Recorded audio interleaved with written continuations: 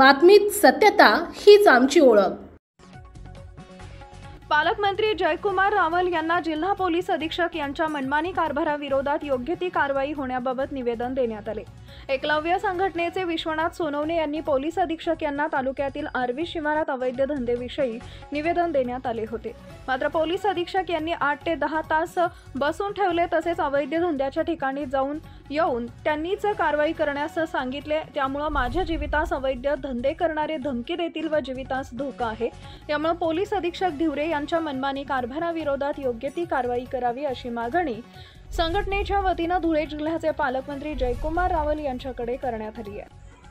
धुळे जिल्ह्याचे पालकमंत्री यांना निवेदन देण्यात आलं होतं। निवेदनाचा विषय अतिशय गंभीर असा आहे की धुळे जिल्ह्याचे जे प्रशासकीय अधिकारी प्रमुख अधिकारी आहेत एसपी साहेब यांनी काल आमच्या कार्यकर्त्याला निवेदन देण्यासाठी गेले असताना की त्याच्या गावामध्ये 2 नंबरचे धंदे बोकावले आणि त्या 2 नंबरच्या धंद्यावरती बसणारे जे मुलं आहेत ते आजूबाजूच्या जे कॉलेजच्या पोरी आहेत त्यांची नावं घेतात आणि प्रांजळ अशी मागणी करण्यासाठी आमचा कार्यकर्ता त्या ठिकाणी गेला होता की तुम्ही साहेब या गुंडांचा बंदोबस्त करा।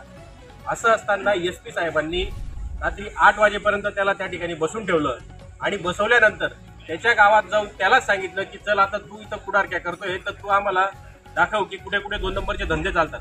म्हणजे आम्ही जर गावात समाजासाठी जर काही करत असू आणि त्याच्यासाठी आम्ही पोलीस प्रशासनाला मदतीला बोलवत असू आणि पोलीस प्रशासन अशा पद्धतीने जर आम्हाला वागणूक देत असेल तर हे अतिशय चुकीचं आहे। म्हणून आज आम्ही माननीय पालकमंत्री यांना निवेदनाद्वारे कळवलं आहे की धुळे जिल्ह्यामध्ये या प्रशासनाचा कशा पद्धतीने कारभार चालू आहे। ही सामाजिक चळवळ असताना देखील त्याची गळचेपी करण्याचा प्रयत्न माननीय पोलीस अधीक्षक यांच्याकडनं या ठिकाणी होतोय आणि त्याचबरोबर उद्या उठून जर आमच्या कार्यकर्त्याला जर काही झालं तर त्याला सर्वस्वी जबाबदार एसपी साहेब असतील असं देखील आम्ही या निवेदनाद्वारे माननीय पालकमंत्री यांना कळवलं आहे। आणि हा जो प्रकार आहे हा अतिशय गंभीर प्रकार आहे। हा म्हणजे कारण नसताना हा काही आरोपी नव्हता, हा लोकांच्या कल्याणासाठीच त्याची मागणी त्या ठिकाणी मांडण्यासाठी गेला होता आणि याला आरोपीसारखं त्या ठिकाणी ट्रीट केलं। तर हे अतिशय गंभीर कृत्य या ठिकाणी एक जबाबदार पोलीस अधिकारी यांच्याकडनं झालेला आहे। म्हणून आम्ही त्याचा या ठिकाणी निषेध व्यक्त करतो, विरोध करतो आणि येणाऱ्या भविष्य काळामध्ये जर आम्हाला जर न्याय मिळाला नाही तर आम्ही आमच्या पद्धतीने न्याय मिळवून घेण्यासाठी सक्षम आहोत हे या ठिकाणी आपल्या माध्यमातून जाहीर करतो। आपल्या परिसरातील महत्त्वाच्या बातम्या पाहण्यासाठी आजच आमच्या JBTV न्यूज चॅनलला YouTube वर सबस्क्राइब करा आणि बेल आयकॉन